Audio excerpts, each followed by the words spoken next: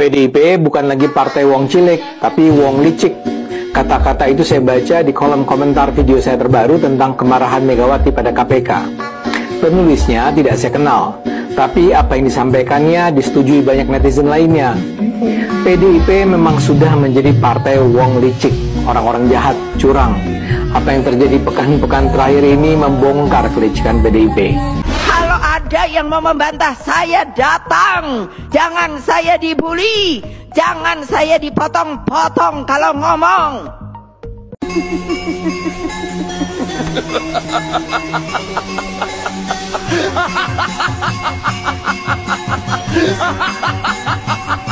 Saya ulangi, dalam surat instruksi atau surat instruksi harian Ketua Umum PDI Perjuangan yang lalu, Ketua Umum PDI Perjuangan tidak pernah melarang seluruh kadernya yang terpilih sebagai kepala daerah dalam Pilkada 2024 untuk ikut serta dalam retret yang digelar oleh pemerintah.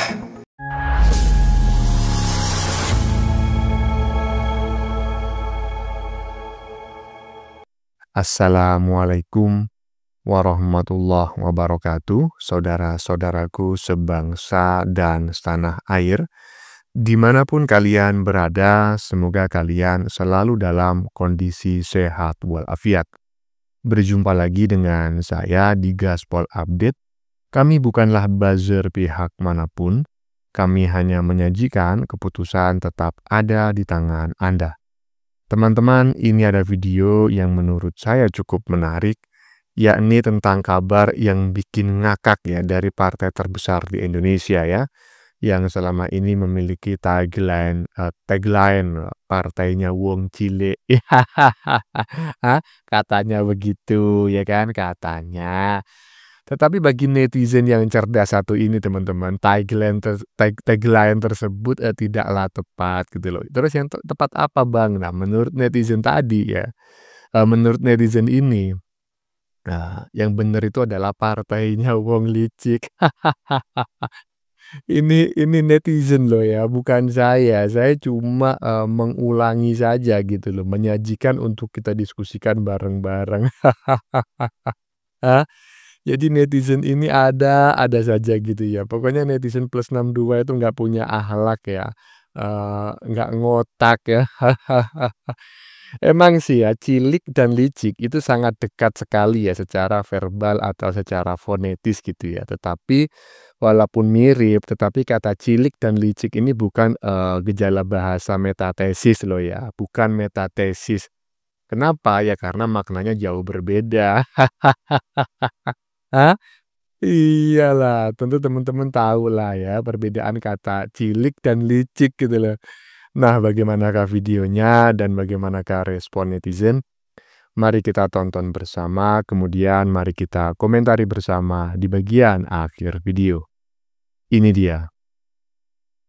PDIP bukan lagi partai wong cilik, tapi wong licik. Kata-kata itu saya baca di kolom komentar video saya terbaru tentang kemarahan Megawati pada KPK. Penulisnya tidak saya kenal, tapi apa yang disampaikannya disetujui banyak netizen lainnya. PDIP memang sudah menjadi partai wong licik, orang-orang jahat, curang. Apa yang terjadi pekan-pekan terakhir ini membongkar kelicikan PDIP. Bukan hanya Megawati, tapi juga para pimpinan dan para kadernya. Kelihatan sekali mereka berusaha secara kolektif mencegah jangan sampai kejahatan mereka terbongkar. Yang terakhir adalah perintah Mega agar para kepala daerah asal PDIP tidak menghadiri acara pembekalan yang diselenggarakan pemerintah 21-28 Februari ini. Ternyata perintah sang emak banteng dipatuhi mayoritas kepala daerah asal PDIP. Ini menunjukkan betapa powerfulnya Mega dan betapa lemahnya para kader atau petugas partai PDIP. Mereka dengan sengaja memboikot sebuah acara yang serius untuk sebenarnya mengedukasi para kepala daerah untuk menjalankan kewajibannya melayani rakyat di daerah masing-masing. Perintah Mega ini dikeluarkan karena kemarahannya soal ditahannya Hasto. Saya setuju dengan sejumlah pengamat yang mengatakan langkah Mega ini adalah sebuah blunder, sebuah kesalahan yang fatal. Masyarakat jadi tahu sekarang betapa membabi butanya Mega mencegah jangan sampai Hasto diadili. Tanpa Mega dan orang-orang yang sadari, ini seperti menunjukkan lemahnya komitmen Mega dan PDIP pada penegakan hukum di Indonesia. Hasto itu memang seorang sekretaris jenderal yang sangat penting di PDIP, tapi dia sama sekali bukan manusia suci yang bebas dari kemungkinan melakukan penyuapan KPU dan menghambat penangkapan Harun Masiku seperti yang disangkakan KPU. Pembangkang lebih terhormat daripada penjilat. Sejelek-jeleknya pembangkang, dia masih memiliki prinsip, harga diri, dan berani tanggung resiko. Sedangkan penjilat hanya mencari tempat aman di balik ketiak seseorang. Aduh ya, bukan wong cilik tapi wong licik ya. Menurut Ade Armando, kata-kata itu dibaca oleh Bung Ade itu di sebuah komentar gitu ya, pada konten-konten yang dibuat mungkin ya, mungkin di Cokro TV mungkin ya, karena Bung Ade Armando ini sering sekali ya bikin konten di Cokro TV ya, bisa jadi ya kan. Saya juga nggak tahu karena kebetulan saya nggak sedang melihat, dan kalau komentar terlalu banyak kan nggak mungkin di-scroll semua ya. Tapi menurut teman-teman bagaimana? Kira-kira ya kan, bener nggak yang disampaikan oleh netizen tersebut ya, bahwa Partai Kebo itu sebetulnya bukan partainya wong cilik, tetapi partainya wong licik. Jadi tempat berkumpulnya orang-orang licik, kurang lebih seperti itulah ya. Kalau saya sendiri, saya nggak memiliki pendapat secara khusus gitu teman-teman ya. Karena di sini saya sifatnya hanya menyajikan, kemudian kita komentari bersama. Keputusan tetap ada di tangan Anda. Aduh, licik, lanjut. Kalau ada yang mau membantah, saya datang. Jangan saya dibully, jangan saya dipotong-potong kalau ngomong. Aduh, kalau udah kayak gini gimana coba ya kan? Jangan macem-macem lah ya kader-kadernya. Jangan macem-macem, dikasih instruksi nggak boleh ikut retreat ya kan? Jangan membantah, jangan melanggar. Nanti kalau melanggar dikit pecat, melanggar dikit pecat. Hehehe. Beda jauh sama anaknya, katanya begitu. Ya kan, anak itu 50% kromosom orang laki-laki, bapaknya 50% kromosom ibunya, kan seperti itu. Ya bisa jadi ya kan, sikap baik yang ditunjukkan oleh Mbak Puan itu yang dominan itu karena genetik bapaknya. Bisa jadi loh ya. Lanjut.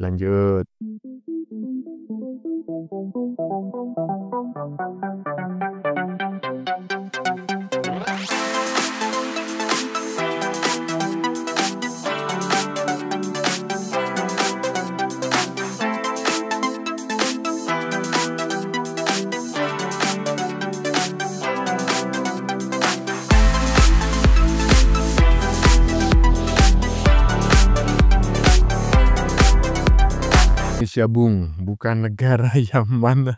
Loh, iya, semua orang sudah tahu. Emang kenapa?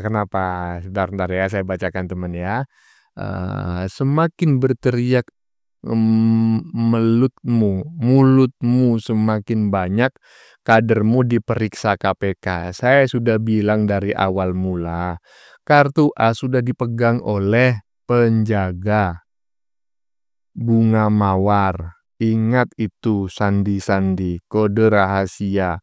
Kebusukanmu pun sudah di tangan-tangan mantan pemimpin dan yang eksekusi presiden yang sah. Wow, aduh, ini peringatan apa ancaman sih? Ngeri kali ya gue. Jangan-jangan sebentar lagi Ibu Ketum juga pakai rompi oren ya kan? Aduh. Lanjut.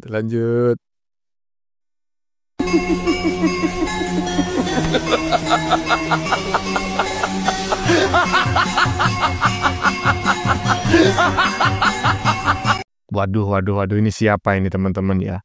Ini harus dicari, ini siapa yang pertama kali ngupload dan siapa kali yang pertama menulis komentar di badan videonya dalam bentuk tulisannya. Kenapa harus dicari Bang ya? Coba baca itu. Kelihatan nggak? Saya bacakan ya. Bapaknya proklamator, anaknya provokator, kadernya koruptor, mahasiswanya kalkulator, kalkulator nasi bungkus. Emang ini siapa bang yang disindir? Nah itulah saya nggak tahu juga kira-kira siapa. Hah? Ya, ayo beneran nggak sih ini? Ini nggak bener nih, harus dicari ini ya kan? Siapa ini konten kreator yang menguploadnya ini? Harus dicari ya. Nggak ngotak, nggak punya akhlak ini. Lanjut. Dalam instruksi tersebut, Ketua Umum PDI Perjuangan tidak pernah melarang. Saya ulangi, dalam surat instruksi atau surat instruksi harian Ketua Umum PDI Perjuangan yang lalu, Ketua Umum PDI Perjuangan tidak pernah melarang seluruh kadernya yang terpilih sebagai kepala daerah dalam Pilkada 2024 untuk ikut serta dalam retret yang digelar oleh pemerintah, dalam hal ini oleh Kementerian Dalam Negeri Republik Indonesia.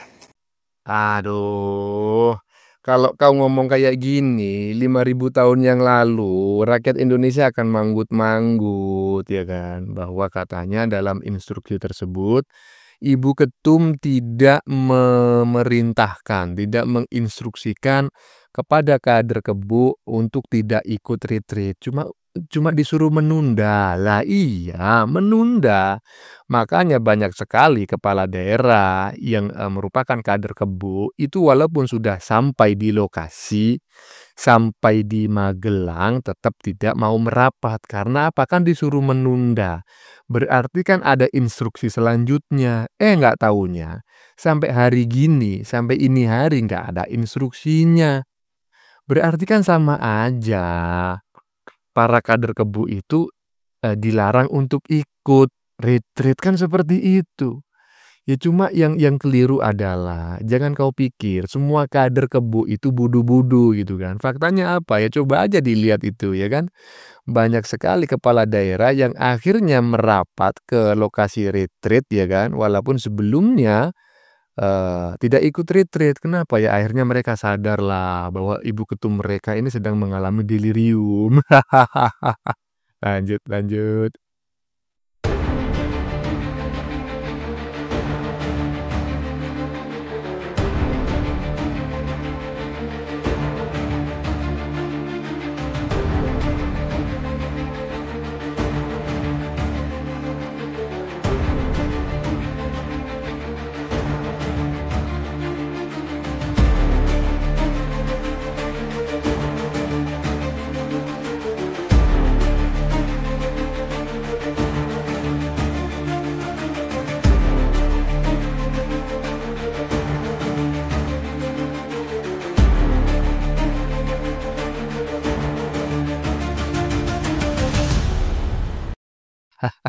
Ini siapa yang upload konten-konten macam kayak gini ya kan? Tolong gambarnya diabaikan teman-teman ya. Gambar hanya pemanis ya. Saya mau membacakan dulu tulisannya ya. Saya mau membacakan tulisannya. Sekali lagi tolong dipisahkan antara tulisan dengan gambarnya. Gambarnya ini hanya pemanis ya kan? Hei kacang polong kata. Siapa bang kacang polong? Ya mana aku tahu ya kan. Nah, pokoknya tulisannya macam kayak gitu. Entah siapa yang dikatain kacang polong, saya nggak paham ya. Pahami aja sendiri. Kalau ada punya jawaban silakan tulis di kolom komentar. Yang diundang oleh Presiden melalui Mendagri itu bukan para kader partai, tapi para kepala daerah yang sudah resmi dilantik dan akan menjadi kepanjangan tangan Presiden untuk melayani rakyat di seluruh penjuru NKRI. Sepakat. Jadi tidak boleh lagi ada partai yang masih cawe-cawe walaupun itu kadernya, apalagi sampai menyuruh untuk membangkang perintah Presiden. Saya sepakat dengan apa yang dituliskan oleh netizen ini ya. Tetapi terkait kacang polong saya nggak paham siapa yang dimaksud. Lanjut. Betapa pahitnya, betapa susahnya menjadi partai oposisi itu, betapa pahit dan betapa susahnya partai itu berada di luar kekuasaan. Jadi apa yang disampaikan oleh AHY sebenarnya mengkonfirmasi betapa menjadi oposisi di negara kita itu tidak menjadi pilihan yang cukup populer.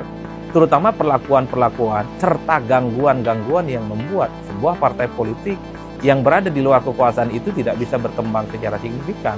Saya selalu mengatakan menjadi oposisi itu selalu berjalan di tempat yang sunyi. Dia tidak punya teman, dia tidak punya sahabat, dan cenderung dimusuhi oleh siapapun. Kalau menurut saya ya oposisi itu nggak pahit, nggak seperti yang disampaikan oleh Adi Prayetno barusan ya. Sepertinya Adi Prayetno ini ya baru menjadi pengamat ya baru-baru aja ya. Mungkin 5 atau 10 tahun yang lalu mungkin dia masih nggak ngerti apa-apa, mungkin hanya sekedar mahasiswa gitu ya, mahasiswa gitu. Karena apa demikian? Karena banyak kok partai-partai yang oposisi ya kan, dan ya nggak pahit-pahit amat ya kan. Yang penting apa? Yang penting menerima gitu loh. Misalnya anggarannya cuma sedikit, ya menerima ya cuma segitu anggarannya. Yang pahit itu adalah ketika partai ini berperilaku buruk ya kan, melakukan korupsi, mengendalikan korupsi, mungkin judi online dan lain-lain demi memperkaya diri sendiri maupun organisasi. Nah, tiba-tiba jadi partai oposisi. Ya kan ditindak pasti oleh pemerintahan selanjutnya kan seperti itu. Akhirnya apa? Ya gelap lah. Lanjut. PDIP mau dihabisi. Itulah pernyataan yang diteriakkan oleh elit PDI Perjuangan. Siapa yang mau menghabisi PDIP? Katanya ada kekuatan dan gerakan yang terstruktur, sistematis dan masif yang ingin melemahkan, merebut dan bahkan menghabisi PDI Perjuangan. Para elit ini bilang ditetapkannya Sekjen PDIP sebagai tersangka oleh KPK adalah indikasi yang memperkuat dugaan itu. Dan sebelumnya, sang ketua umum juga bilang bahwa PDIP dikucilkan oleh partai-partai lain selama Pilpres dan Pilkada. Jadi para elit PDIP ini ingin menggambarkan kepada masyarakat Indonesia kalau mereka itu sedang dikeroyok dan mau dihabisi. Meskipun tidak eksplisit mereka menunjuk siapa, tapi yang selalu mereka tuding adalah Jokowi dan pada akhirnya Prabowo juga. Jokowi dianggap punya agenda untuk menghabisi PDIP. Kenapa Jokowi dituding? Ya karena narasi tentang pengkhianatan dan perusak demokrasi yang mereka sebarkan telah sukses mempengaruhi sebagian masyarakat kita. Sampai-sampai beberapa orang yang ditokohkan dan dianggap intelek dan cerdas percaya dan rame-rame memusuhi Jokowi.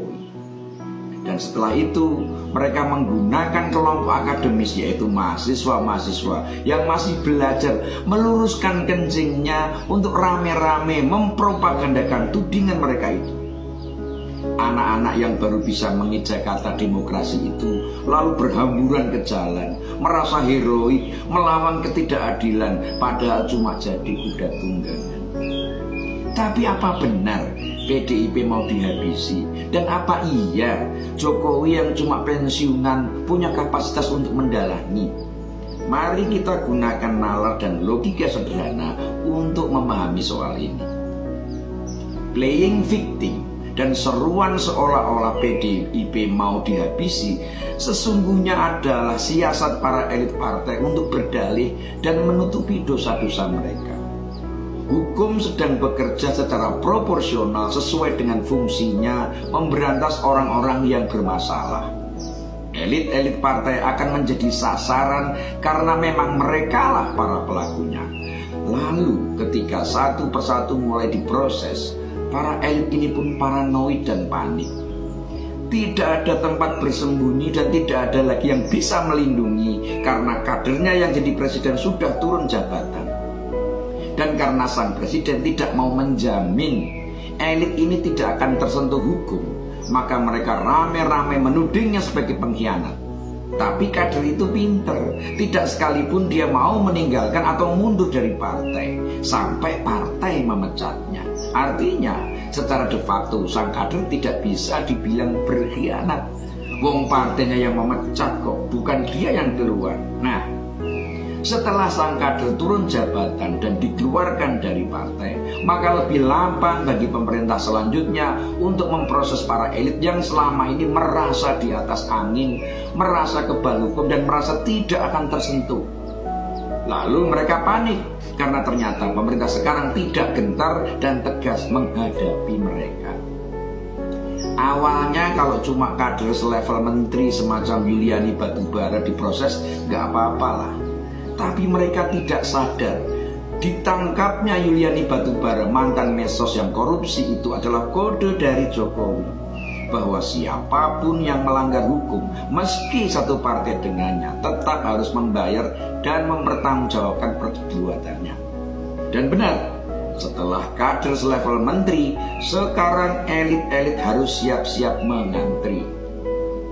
Sebenarnya ada rencana selepas Jokowi, PDIP akan mendukung Gibran maju sebagai wapres. Tujuannya supaya kasus-kasus yang melibatkan elit tetap bisa diamankan.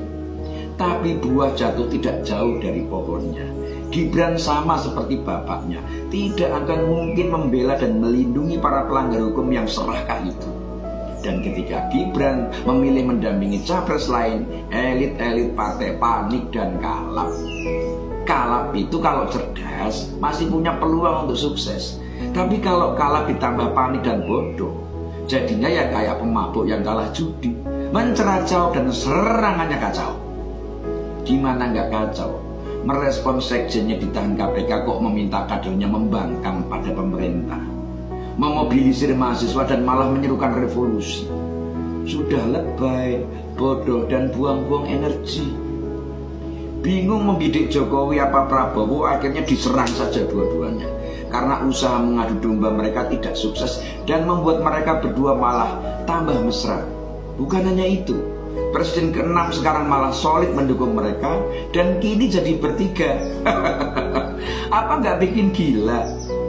Lawang tujuannya cuma mau melindungi elit yang berperkara kok yang diserang program-program pemerintah yang berjalan bagus dan baik-baik saja. Efisiensi atau penghematan anggaran itu kan program yang bagus. Salahnya di mana? Yang diprotes hal-hal elementer dan tidak penting seperti melakukan pengetatan anggaran kok kabinet diisi banyak orang. Kalian tahu nggak kenapa harus banyak orang? Kalian tahu nggak tugas-tugas ekstra yang harus dijalankan pemerintah sekarang? Cari tahu dulu, baru teriak yang lantang. Katanya mahasiswa itu kelompok terpelajar dan intelek, tapi kelakuannya kok kayak telek. Unjuk rasa harusnya menyampaikan inspirasi, aspirasi, tapi kok isinya cuma mencaci maki. Kejadian seperti ini makin menguatkan fakta bahwa elit-elit partai yang mengaku partainya wong cilik itu hanya mampu memanipulasi mahasiswa dan tidak mampu menggerakkan massa. Karena rakyat sekarang ternyata jauh lebih pintar dan jauh lebih dewasa. Bahkan di Makassar, demo mahasiswa harus berhadapan dengan rakyat yang muak karena merasa ulah mahasiswa itu mengganggu ketertiban dan kegiatan di sana. Jadi ungkapan bahwa PDIP mau dihabisi sesungguhnya adalah bualan para elit partai belaka. Karena bukan rahasia, sebagian kader dan bahkan pihak keluarga sang ketua sudah tidak lagi percaya. Para elit itu berusaha menutupi dosa-dosa, mempermainkan negara dengan meminta dukungan kita semua. Terus kita mau dukung mereka? Sudah gila apa? Megawati dan para elit partai mau merimik cerita lama ketika PDI kubu Megawati mau dihabisi rezim Orde Baru di bawah pimpinan Soeharto lewat peristiwa Kuda Tuli atau kerusuhan 27 Juli yang terjadi tanggal 27 Juli 1996 atau juga sering disebut peristiwa Sabtu Kelabu. Kala itu pemerintah Soeharto cuci tangan dengan mengkambing hitamkan Partai Rakyat Demokrat atau PRD dan menangkap Budiman Sujatmiko sebagai ketuanya. PRD dituduh sebagai dalang kerusuhan. Karena di peristiwa Kuda Tuli itu Megawati merasa menang, maka peristiwa itu mau diulang dengan modus yang mirip-mirip, menurunkan demo yang mengusung slogan Indonesia Gelap. Demo yang fungsinya memancing kerusuhan dan memprovokasi aparat agar bertindak represif, dan dari situ akan lahir chaos. Kalau situasi chaos dan pelanggaran HAM terjadi, maka pelan-pelan kasus petinggi partai bisa ditutupi. Licik dan bodoh sekali.